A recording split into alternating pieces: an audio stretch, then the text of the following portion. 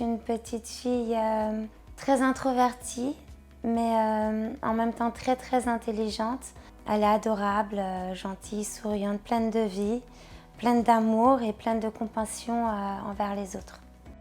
La première fois que je l'ai vue, directement je voulais la voir. Je savais que c'était elle. J'étais contente, j'avais envie de l'essayer, j'avais envie de repartir avec, il n'y a aucun problème. On a découvert la génésie de Lou au 5e mois de grossesse. Ça a été un petit peu compliqué parce que depuis tous les mois et les échographies d'avant, on m'annonçait demain que tout allait bien. Et ce jour-là, j'y suis allée avec le papa et le frère, c'était un jour de fête. Le jour où on m'a annoncé cette agénésie, on m'a pas donné plus de renseignements par rapport à ça, c'était comme ça. Bon après par la suite quand je l'ai vue, c'était la plus belle du monde, la plus merveilleuse. Il n'y avait plus aucun doute, plus aucune crainte, elle était magique. Alors, comment j'ai rencontré Lou? Lou était bébé en fait. Les parents étaient vus en consultation anténatale avant la naissance, quand l'agénésie était détectée par l'échographie. Et donc du coup, j'ai rencontré Lou toute petite et on a fait son premier appareillage autour des 1 an à la demande des parents. Les premières prothèses qui ont été réalisées pour Lou sont des prothèses esthétiques et c'est pas vraiment ce que les enfants attendent. Ils veulent pas ressembler à quelqu'un d'autre ou à tout le monde avec 2 mains. Ce qu'ils veulent, c'est une prothèse adaptée.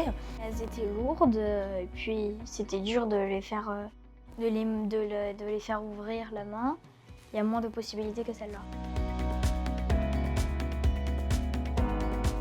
Les changements sur ma loulou depuis qu'elle a reçu sa prothèse, alors c'est déjà une confiance en elle.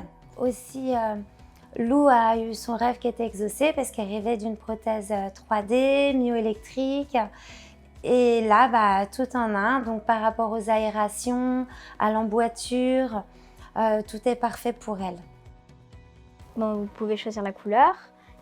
Il y a plein de fonctionnalités. Il y a un bouton pour l'allumer, pour bloquer.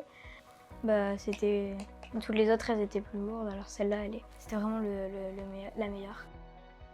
L'AeroArm, c'est une prothèse un peu particulière parce qu'on est sur de la prothèse myoélectrique. On est sur la première, selon moi, prothèse polydigitale pour enfants.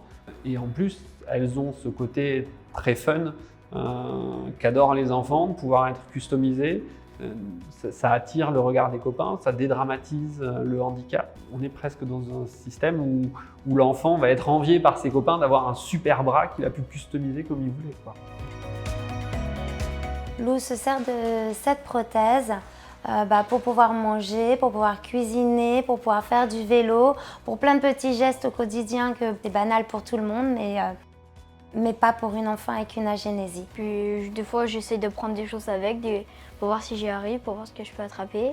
Au moins, ça fait un bras plus long, c'est plus facile à faire du vélo. Plus je vais la mettre, plus je vais trouver des facilités.